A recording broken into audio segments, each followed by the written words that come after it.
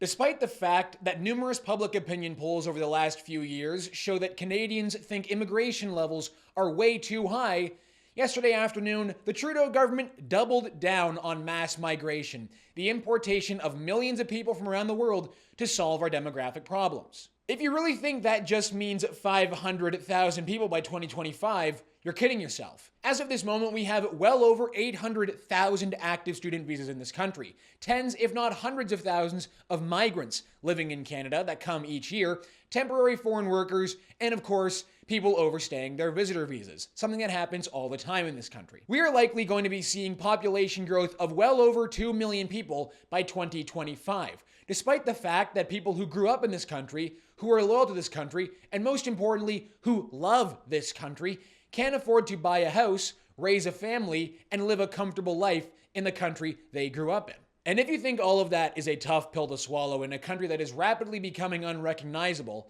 it is looking increasingly likely that Canada will be taking in tens of thousands, again, if not hundreds of thousands, of refugees from the Gaza Strip. We have stats, clips, and information coming up on this show that will leave you shaking your head and wondering what exactly happened to this once great country of ours.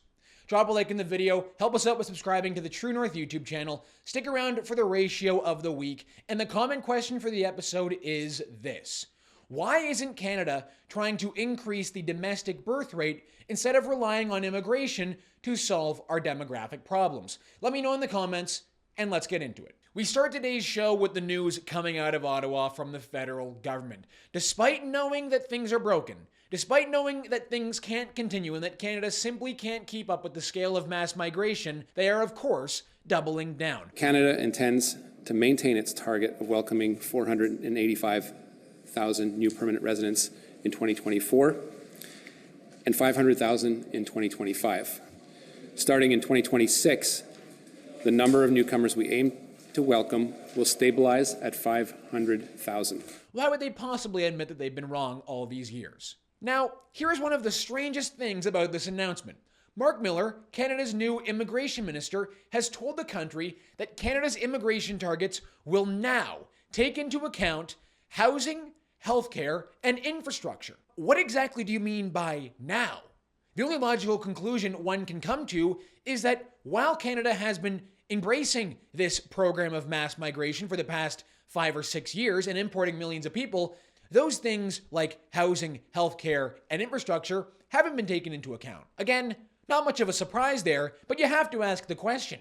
If the government wasn't taking into account housing, healthcare, and infrastructure while bringing in millions of people, while forcing us all to accept an irreversible demographic change to our country, what exactly were they taking into account? What exactly were they thinking they were doing? Now, the most sinister part about this announcement is the fact that the government knows full well the importation of millions of people isn't going to solve the housing crisis. These immigrants aren't building homes. On Monday, Stats Canada released data which shows that job vacancy rates in construction rose faster than any other sector in the economy. Interesting, because that data directly contradicts what the federal government has been telling Canadians for years now. In August, Mark Miller told Canadians that Canada's housing crisis, quote, absolutely cannot be solved without mass migration. Even worse, at the beginning of this year, Justin Trudeau told a room full of construction workers, the people that actually build the homes in this country,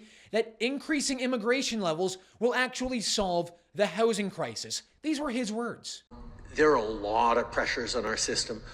Increasing the immigration levels, interestingly, will take some of the pressure off of the system. So increasing the levels will actually help bring in more people to respond to that. Now, thanks to reporting from True North's Lindsay Shepherd on this issue, we know that in August 2023, CIBC Capital Markets report estimated that Canada is undercounting the number of non-permanent residents living in the country by nearly 1 million people. Furthermore, a chief economist at the National Bank of Canada, Stéphane Marion, said that mass migration is creating, quote, a record imbalance between housing supply and demand. When asked questions about this, Mark Miller told reporters yesterday that Canada can't increase immigration, but definitely can't decrease immigration into the country. Oh, of course they can't.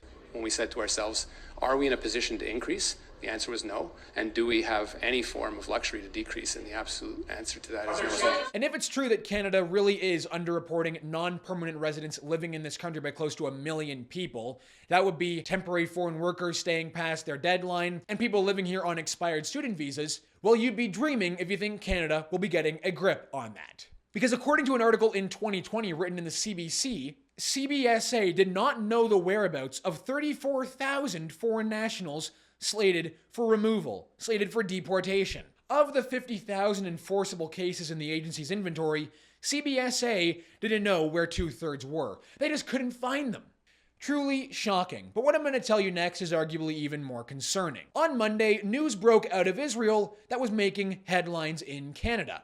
That's because an Israeli news outlet reported on a concept paper drafted by the Israeli intelligence agency, which was trying to figure out what to do with people fleeing the Gaza Strip. The first plan in this concept paper was to send residents fleeing Gaza to Egypt, to the Sinai region.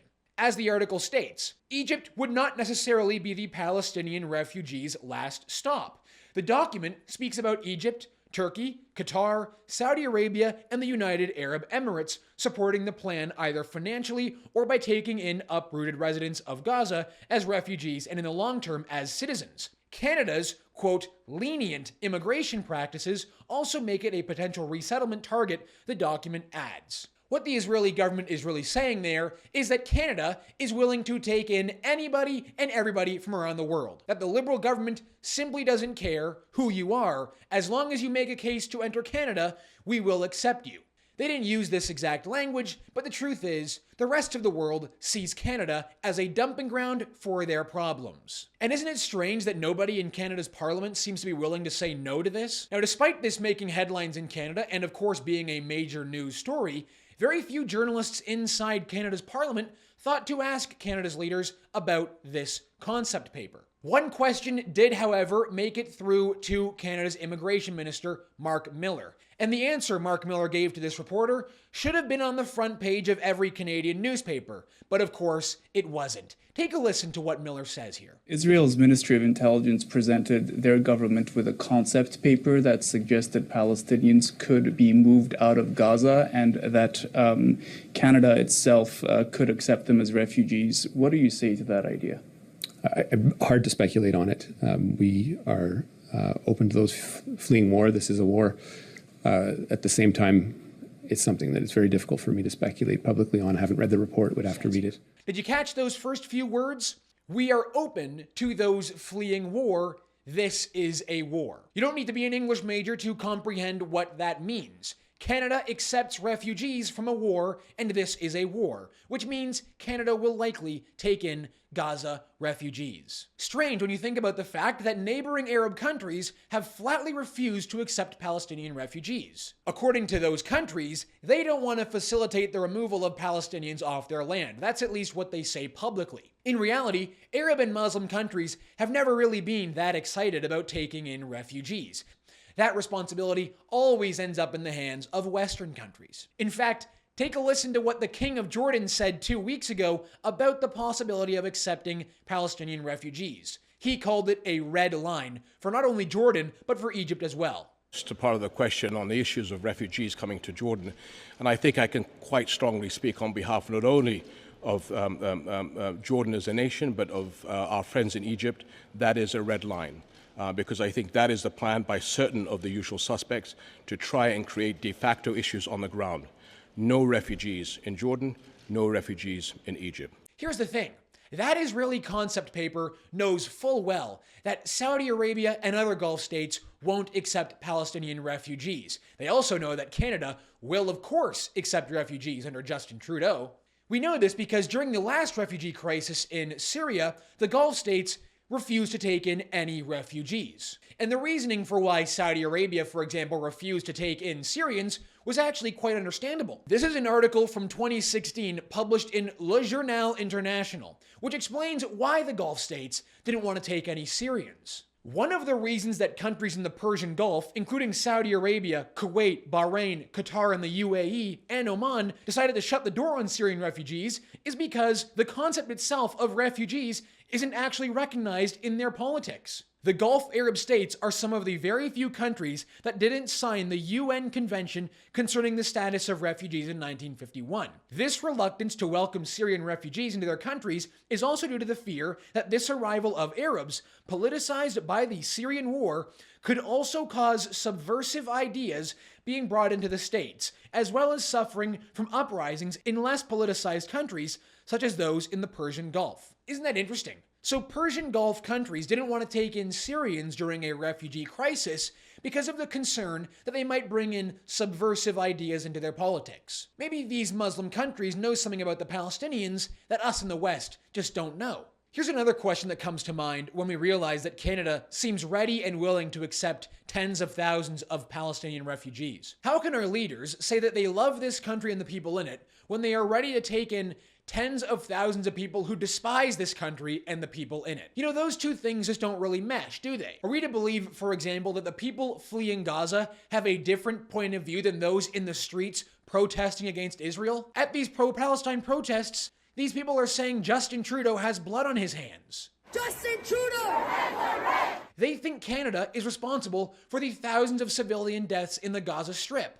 Oh, what a great idea. Let's just bring in tens of thousands of those people into our country. I'm sure they will love this country.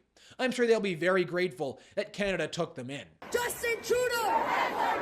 You know, speaking of all this discussion about relying on mass migration to solve our demographic problems, relying on millions of immigrants to help us build more homes and, I guess, somehow solve the housing crisis, isn't it interesting that nobody ever seems to talk about raising the domestic birth rate in this country? Nobody ever seems to talk about Canada solving our own demographic problems by having Canadians get married, build families, and have children. For some reason, the solution only ever appears to be the importation of millions of people. There's even a minister of families and children in this country, this person.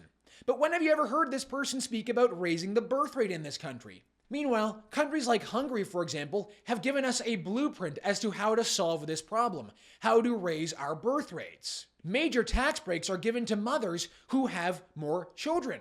It seems the only family policy in this country is $10 a day government-run childcare, which of course isn't really working. And it isn't as though the political opposition in Canada is speaking about raising domestic birth rates either. In fact, nobody is talking about raising domestic birth rates. When you look at this demographic map, well, it's kind of something you might think would be worthwhile. Maybe even a discussion, just to get us started. Instead, it seems as though everybody is on board with mass migration. All right, here we go. Quick ratio of the week segment to wrap up the show today. The winner is Justin Trudeau. Not really like we had much of a choice when it came to this one. Take a look at this.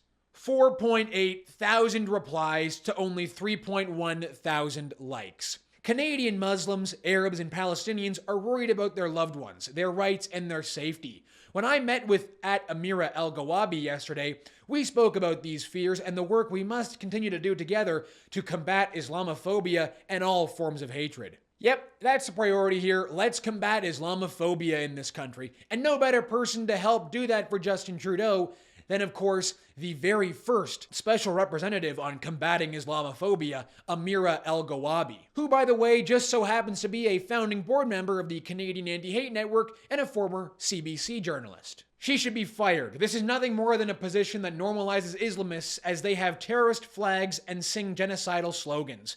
She has done nothing to call them out, and the community is silent. I honestly thought this was one of the many parody accounts. Is it really Islamophobia to point out that there are actual hate marches taking place in Canada right now? Oh, you're not allowed to do that, Zachary. That's too much noticing going on. We just have to pretend as though the flags of terrorist organizations are not actually being flown and the not-so-subtle genocidal slogans are not being yelled at in our streets. All right, everyone, that's going to do it for us this week on the show. Thank you so much for tuning in. My name is Harrison Faulkner, and this is Ratioed.